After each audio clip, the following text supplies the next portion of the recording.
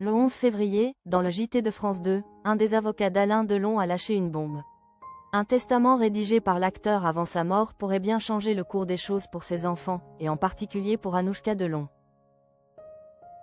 Anouchka Delon, unique héritière d'Alain Delon? Depuis la mort de son père, survenue le 18 août 2024, la question de son héritage a fait exploser les tensions au sein du clan.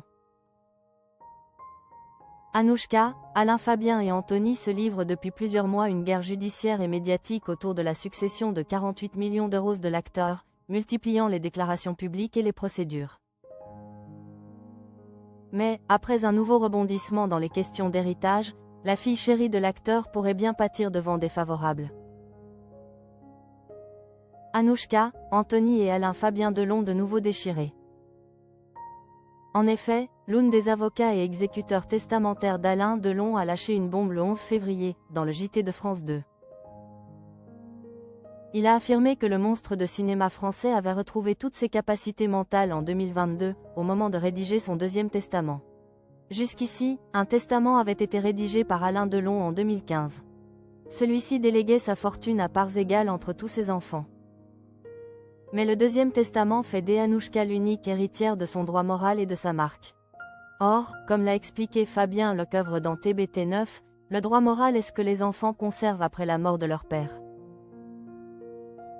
Alain Fabien a contesté et attaqué cette décision. Pour lui, son père n'avait pas le discernement suffisant pour signer ce fameux amendement. Un test fait par l'acteur avant sa mort a remis les cartes sur table. Il a même apporté des preuves de rapports médicaux réalisés entre 2019 et 2024.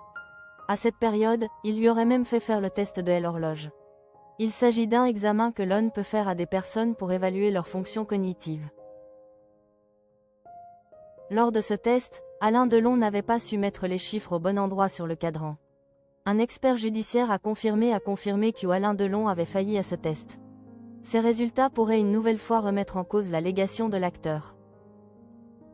Une audience doit avoir lieu le 3 mars.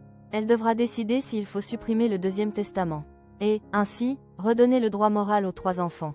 Une décision très attendue par le clan, toujours aussi déchiré par ces histoires de chiffres.